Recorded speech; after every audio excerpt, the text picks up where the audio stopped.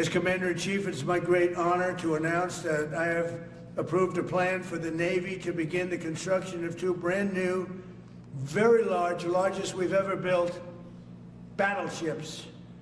You know, you used to build the Iowa, the Missouri, the Wisconsin, the Alabama, many others. We had big battleships. These are bigger, but they will have 100 times they'll be 100 times the force, the power, and there's never been anything like these ships. These have been under design consideration for a long time, and it started with me in my first term, because I said, why aren't we doing battleships like we used to? And these are the best in the world. They'll be the fastest, the biggest, and by far 100 times more powerful than any battleship ever built. So if you look at the Iowa, the Missouri, Wisconsin, Alabama, and others, but they were similar in size, some a little bit bigger than the others, but if you take the biggest one, it's 100 times more powerful. They're longer. Welcome back to the channel. This is 45th Perspective, where we slow things down, look past the noise, and talk honestly about what's happening in this country. If you're new here, this channel is about facts, context, and thoughtful conservative commentary that puts America first without screaming, without hysteria, and without pretending both sides always tell the truth. They're longer by a little bit, but they're bigger ships, but they hold much more. They use the word lethality. Battleships are the largest, sturdiest, and most heavily armed vessel built specifically for naval combat. While America has built many new warships over the years, they've tended to be smaller, much smaller, and not conducive to where we are and where we're going, and peace through strength. But including, we've been building aircraft carriers. We're going to be upping that also. We're going to be going to a superior aircraft. We have the Ford class. We're going to be upping that to a different class of aircraft carrier. And we haven't built a battleship since 1994. These cutting-edge vessels will be some of the most lethal surface warfare ships. It will be actually the most ever built other than our submarines. We have submarines which will have, in many ways, even more lethality, and we have many of them under construction. Each one of these will be the largest battleship in the history of our country, the largest battleship in the history of the world ever built.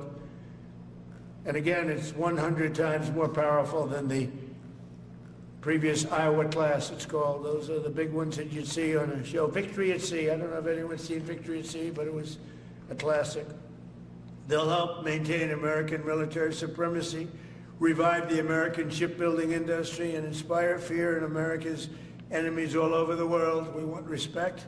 We're going to have it. We already have it. More respected now than we ever were. Today's news story has been making waves everywhere. Depending on where you get your information, you've probably heard completely different versions of what happened and what it means. Some outlets are celebrating it like a victory. Others are calling it a disaster. As always, the truth is more layered than the headlines, and that's what we're going to unpack today. Let's start with the facts. Here's what actually happened, stripped of emotion and spin. Explain the core event clearly: who was involved, what decision was made, what vote passed, what statement was released, or what outcome occurred. These are the verifiable details that most credible sources agree on, regardless of political leaning. This is important, because if we don't agree on the facts, there's no honest conversation to be had. Now, here's where the interpretation begins to split. The left is framing this story as, briefly describe mainstream liberal framing, arguing that it proves their conclusion. From their perspective, this is about power, control, or reshaping the country in a way they believe is progress. Whether you agree with that or not, that is their argument. On the right, many people see this very differently. Conservatives are pointing out, explain conservative concerns, especially when it comes to long-term consequences, constitutional limits, economic impact, or cultural shifts. And these concerns aren't coming out of nowhere. They're rooted in history, precedent, and a deep skepticism of government overreach. Here's my honest take as a right-wing patriot who loves this country and wants it to thrive. This story is not just about one moment or one decision. It's about a pattern. When you zoom out, you start to see how institutions are changing, how power is being centralized, and how everyday Americans are often the last ones considered when these decisions are made. At the same time, it's important to be fair. Not every outcome we dislike is a conspiracy, and not every loss means the system is collapsing. Conservatives weaken our own arguments when we refuse to acknowledge uncomfortable facts or pretend setbacks don't exist. Strength comes from clarity, not denial. What concerns me most about this situation is what it signals going forward. If this trend continues, we could see, explain potential future impact, and that should matter to anyone who values personal freedom, national sovereignty, and accountability. These aren't partisan ideas. They're foundational American principles. On the flip side, this moment should also be a wake-up call for the right. If we want to win arguments, elections, and hearts, we have to do more than complain. We need better messaging, stronger candidates, and a clearer vision that speaks to working families, young people, and those who feel politically homeless. Conservatism works best when it's confident, calm, and rooted in reality. So what does all of this really mean? It means the fight isn't just about one headline. It's about the direction of the country, the values we defend, and whether we're willing to engage thoughtfully instead of emotionally. The media will move on to the next outrage, but the consequences of today's decisions will still be with us tomorrow. That's why channels like this exist.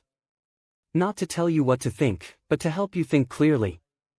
To challenge narratives, question authority, and never forget that patriotism isn't blind loyalty to politicians. It's loyalty to the Constitution, to truth, and to the American people. If you found this breakdown helpful, take a second to like the video. It really helps the channel grow.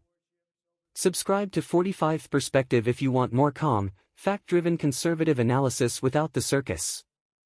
And as always, thank you for spending your time here. I don't take that lightly.